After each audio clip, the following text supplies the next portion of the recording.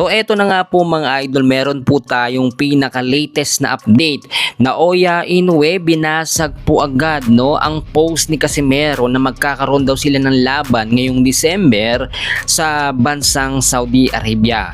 So natatakot ngayon si Inoue at tila umatras agad sa hamon ni Casimero. Alamin natin kung magkakaroon ba ng posibilidad at kung bakit napaatras itong si Inoue.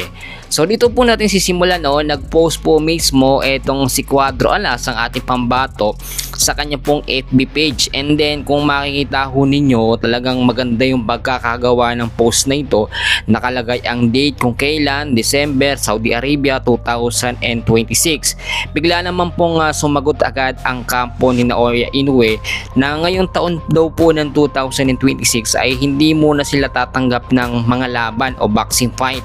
Dahil last year nga daw po ng 2025 nakaapat na sunod-sunod po na laban itong si Inoue. Hindi pa raw po okay ang kondisyon ni Inoue at ang pinaghahandaan daw po nila ay yung magiging laban ni Inoue dito nga po kay Jesse Bam Rodriguez. So kitang-kita naman natin na talagang natakot si Inoue. Ano bang dahilan? Bakit bigla lang napaatras etong si Inoue at kinontra niya o sinagot niya agad ng post ni Casimero? Ganito po kasi yan. Kapag pinatagal pa ni Inoue yung post po ni Casimero, kakalat po ng kakalat yan sa social media, maraming magkaabang. And ang worst scenario po ay makaabot ito sa mga bigating boxing promoter sa Saudi Arabia, kasi doon gaganapin, tulad ni Turki Al Sheikh, alam naman natin yan.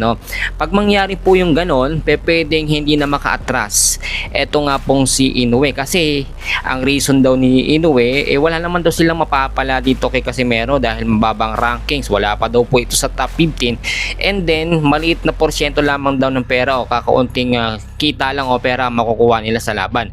Pero once kasi na mag-sponsor ang bigating promoter ng Saudi Arabia na si Turki Al Sheikh, wala nang kawala dito etong si Inoue. Si Turki Al Sheikh po kasi yung mga impossible fight nagagawa niya ng paraan, lalo na pag sinabing Saudi Arabia ang magiging laban.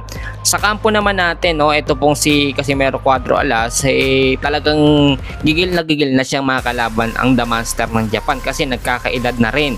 Ito po, sa record po ngayon, si Inoue po ay 31 wins, wala pa ring talo at 27 yung KOs. Si Casimero naman, 31 wins, pareha sila, apat na talo na, meron 21 KOs. At kung titignan naman natin sa edad, medyo bata talaga itong si Inoue. Si Casimero naman medyo papunta na siya sa 40s, pero yung condition ni Alas hindi yan habang buhay, hindi yan pang matagalan, maayos ang stamina. Habang umiidad o tumatanda itong si Alas, nababawasan ang kanyang bilis.